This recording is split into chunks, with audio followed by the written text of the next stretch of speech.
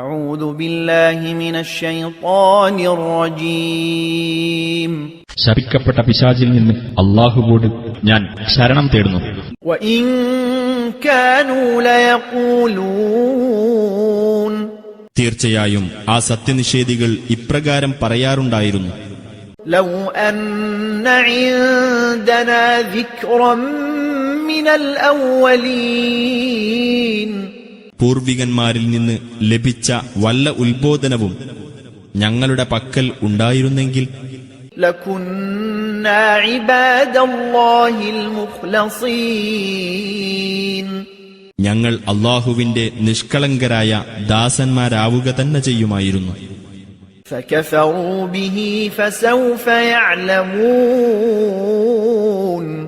എന്നിട്ടവർ ഈ വേദഗ്രന്ഥത്തിൽ അവിശ്വസിക്കുകയാണ് ചെയ്തത്. അതിനാൽ അവർ പിന്നീട് കാര്യം മനസ്സിലാക്കിക്കൊള്ളും.